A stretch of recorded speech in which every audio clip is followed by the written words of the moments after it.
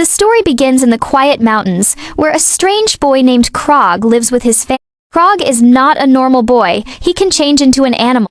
Most of the time he lives as a puma. He can become human, but his family doesn't like him doing that too much. There is one strict rule in Crog's life. Never go. His family believes humans are dangerous. That's why they live far away, hidden in the mountain. But as Crog grows older, his curiosity grows stronger. He starts wondering, what are humans really like? Why are we hiding from them? One day, Crog finally breaks the rule. He leaves his family behind and enters.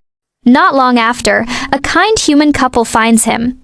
They think he is feeling sorry for him. They decide to adopt him. Crog now has a new human family, a warm house, and even siblings. At first, everything feels normal. One morning while eating breakfast with his new family, Crog watches the news on TV. The news is disturbing. There have been mysterious animal attacks, animals behaving strangely, accidents involving different species. No one knows why this is happening. Crog feels uneasy. Something about this feels familiar. That same day, Crog prepares to go to his new school. Then he gets into the car with his adoptive mother, Anna. His sister, Melody, suddenly decides to come along too. She doesn't want to miss the drive. As they travel through the road, Crog notices something strange. Two black crows are flying above the car. They don't leave.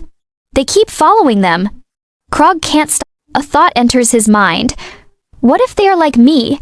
What if they are shaped? As night falls, the family stops at a small hotel to rest. Crog hopes the strange feeling will finally go away, but it doesn't. Late that night, a strange noise wakes him up. He slowly walks to the window and looks outside. A pack of wolves is running fast down the street, heading into a dark alley. At the same time, the lights in the building across the road suddenly turn off. Crog's heart starts racing. He knows this is not normal. The next morning, after hours of driving, they finally reach their destination. Clearwater High School. As soon as Crog steps out of the car, he freezes. The two crows that followed them the entire trip are standing right there, but now they are students. In that moment, Crog knows his feeling was right all along. Before he can react, the school principal Lisa walks up to them with a warm smile. She welcomes Crog and then looks at Anna with curiosity. She asks, "How did you find him?" Anna gently explains everything. She says that nothing was ever known about Crog's real. Years ago, when she was working as a social worker, she got a call about a child. When she found Crog, he was scared and shaking. She couldn't leave him behind. So she took him home and later convinced her husband to adopt him. As Crog grew older, he always felt different in the city. When it was time for middle school, Anna received a letter inviting Crog to Clearwater High. She believed this school would help him finally fit in and make friends. After hearing the story, Lisa nods and smiles. Then she asks to speak to Crog alone. Once they are away from the others, Lisa tells him the truth. At this school, everyone is a shapeshifter. Crog doesn't have to hide anymore. For the first time in his life, he feels like he truly belongs. But before he can even take it all in, the school alarm suddenly goes off. Lisa rushes outside to check what's happening. And that's when she sees something troubling. Anna and Melody are calmly walking through a restricted area of the school. She is not happy. Lisa quickly orders her assistant to escort them out of the campus at once. Back inside, Crog is This is the first time in his life he has seen so many shapeshifters together in one place. As he walks through the halls, he suddenly bumps into Jeffrey and his pack. The air turns tense right away. Both sides lock eyes and it feels like a fight could break out. But before anything happens, James steps in and stops them. Soon after, the school holds an official welcome ceremony. When it's over, Anna hugs Crog and says goodbye. She and Melody walk back to the car just as Andrew arrives. He is the one who funds the entire school. Crog meets Andrew shortly after. During their talk, Crog admits something very personal. He says he left the mountains because he felt there was more to life than just being. If he had stayed there forever, he would never have found out who he truly was. Later, Crog reaches his dorm room. Lisa explains the basic school rules and then leaves him alone. Suddenly, a squirrel appears at his window. Crog lets it inside and quickly realizes it's not a normal. She has been assigned as his guide and will help him in his first transformation class. In class, the teacher gives a serious warning. Students can only use their powers during lessons, and most importantly, humans must never see them transform. Then Crog is chosen to show his powers in front of everyone. But just before he can transform, Brandon steps forward. Brandon is a bison. He turns into his animal form but can't stay human for long. He quickly loses control, causing chaos in the room. Watching this, Crog starts feeling unsure. He feels disconnected from his animal side and decides not to transform. With Lisa's help, Crog slowly remembers his past. He sees himself running free through the forest with his real family. Those memories hit deep. That connection wakes some.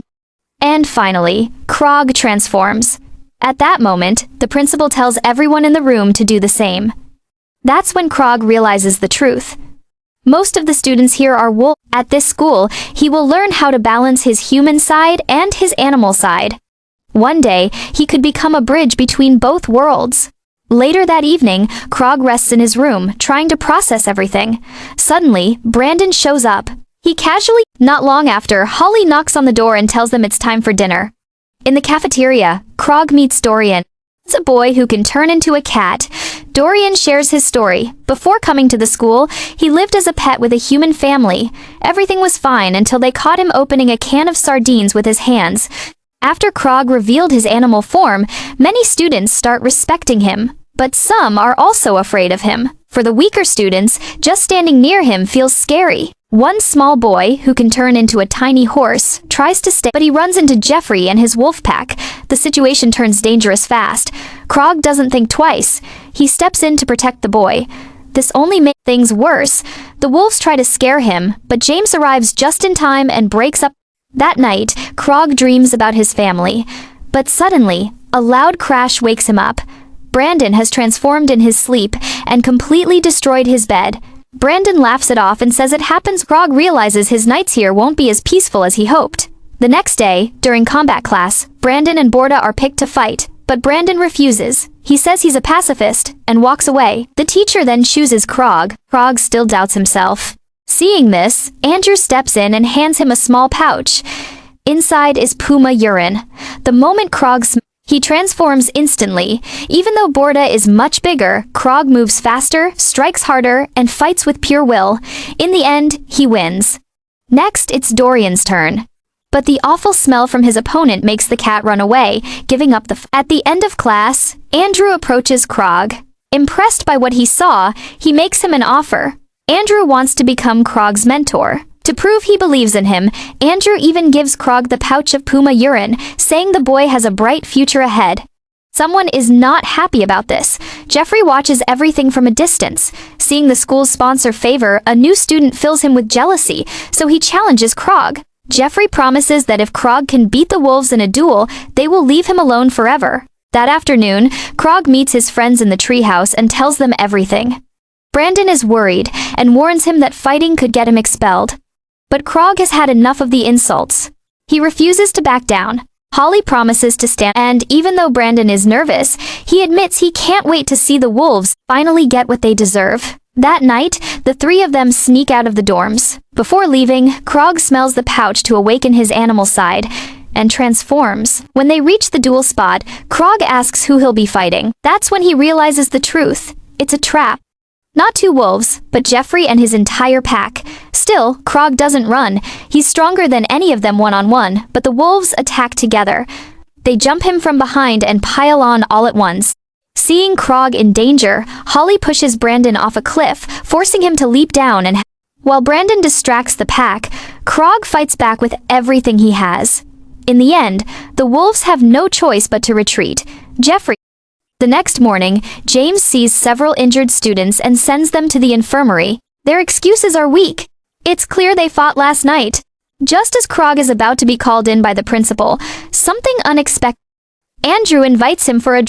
During the ride, Crog realizes Andrew already knows. Andrew tells him the truth. A real Puma shouldn't need help, even against 4 wolves. Because Crog left his real family too early, he never learned to hunt. So Andrew decides he wants to turn Crog into a true predator.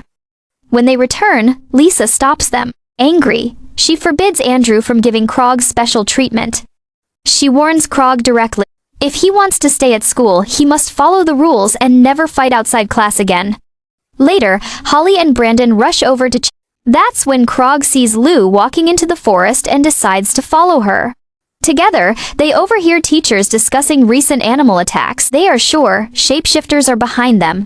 If humans learn the truth, peace between the two worlds will end. That's why Lisa and the council must stop the attacks at all costs. On the way back, Crog confesses something important.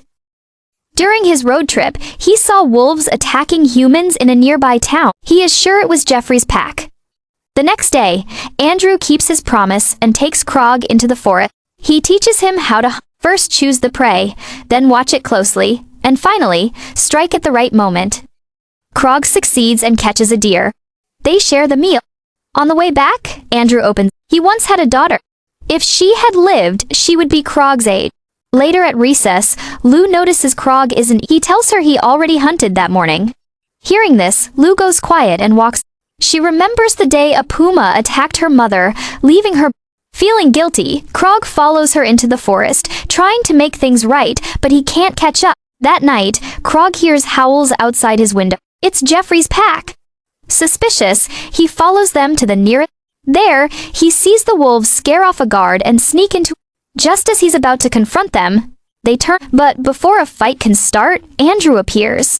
He stops everything, orders the wolves into the car, and drives them all back to school. After that, Andrew asks Crog to stay behind with him alone. That's when the truth finally comes out. Andrew admits he is behind the recent animal attacks.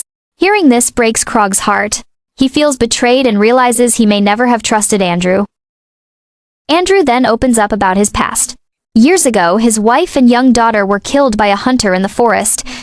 Since that day, Andrew has lived with deep anger toward humans. He believes humans have ruled over nature, destroyed habitats, and pushed many animals to extinction. For 50 years, the school council tried to guide humans to protect nature, but nothing worked. Things only got worse. So Andrew decided to act on his own. During dinner, a woman arrives to serve. Crog notices she has a mechanical leg. Andrew explains she's a snake shapeshifter who was hit by a car while an animal. That's when Andrew invites Crog to join his. Crog refuses. He says he doesn't want anyone to get hurt. Andrew replies that he doesn't want to kill humans. He only wants to destroy their machines and slow down projects that destroy animal homes. Crog says he'll think about it and agrees to keep the secret for now. The next morning, Crog helps Brandon train in the forest. The bison runs wildly, smashing through trees. Suddenly, Brandon gets hit by a car. The car belongs to Crog's adoptive parents, who came to visit. Panicking, Crog rushes over and invites them inside to hide what just happened. Inside his room, Anna spots a squirrel digging through Crog's things. The principal quickly scolds her, reminding her that visits must follow strict rules. Before leaving, Anna tells Crog she'll stay in a nearby town for the weekend and asks him to. Crog happily agrees. Later, Andrew calls Crog and invites him to a special event that same week. Crog refuses and makes it clear he doesn't support harming.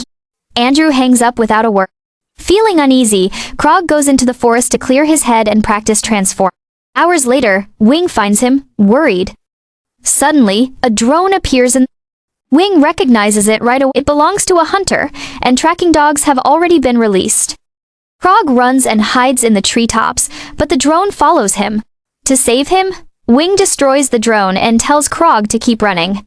After a long escape, Crog finally collapses from exhaustion.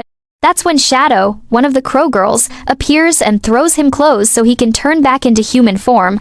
With help from his friends, Crog makes it back toward the school, but just before reaching campus, he faints. Andrew finds him and takes him to his house to. When Crog wakes up, he tells Andrew about the hunt. A painful thought hits. What if the same thing that happened to Andrew's family also happened to his real? That fear changes everything. Crog decides to support Andrew's plan and join his fight. Before their first mission, Andrew reveals something. He has already sent shapeshifters to search for Crog's real. If they are alive, he promises they will find them. Soon after, Crog gets a call from Anna. She cancels their weekend trip, saying she has an important. At the same time, Brandon and Holly show up, worried. They try to talk to Crog, but he has already started pulling. Soon after, Crog leaves with Andrew and the others toward them. Once they arrive, Andrew splits the group. Crog is told to scare forest animals away from the area.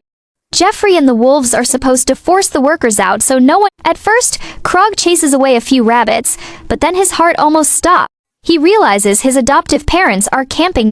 Terrified, Crog calls Andrew right away. Andrew calmly says he saw them far away in the valley and promises they're safe.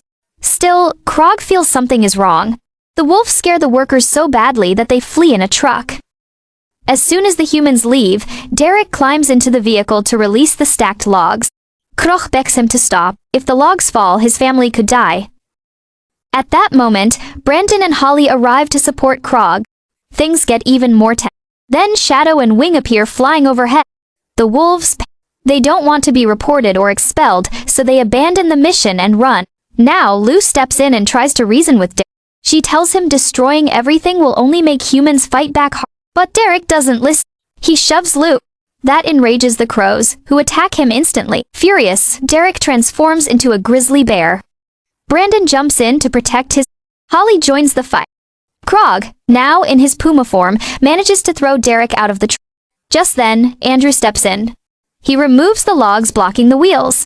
The truck starts to move. Crog realizes Andrew is letting the logs fall. Feeling betrayed, Andrew attacks Crog, and the two begin to fight. But suddenly, Crog sees the logs rolling down the cliff, straight toward the valley where his family is. He stops fighting and runs. The logs crash violently down the mountain. Anna screams for everyone to hide. But Melody doesn't hear. She's wearing headphones. By the time Melody notices, it's too late. The logs are already coming. She screams. At the last second, Crog, still in Puma form, leaps forward and pushes her out. Anna runs to Melody, crying with relief when she sees her alive. Melody, shaking, says a Puma. Her father insists she must be imagining it. Moments later, Lou and the others find Crog lying unconscious in the... For a terrifying second, they think he's dead. Then the big cat opens his eyes. Everyone breathes again. As soon as he can move, Crog rushes to check on his family. That's when Andrew shows up, pretending he arrived just in time. He quickly calls a helicopter to take the family to the hospital. Thankfully, they all survive. Once his parents are safe, Crog explodes in anger. He threatens to tell the headmistress that Andrew is behind the attack. Andrew then delivers a chilling blow. He has found Crog's real family in the Yellowstone Mountains, and he will only reveal their location if Crog stays silent. Just then, Lisa arrives. Andrew blames everything on Derek, saying he planned the... Lisa isn't fully convinced, but police sirens are getting close. She leaves, promising a full investigation. Back at the school, Crog and his friends are welcomed as heroes. Word of what they did has spread everywhere. But behind the cheers, Crog knows the truth.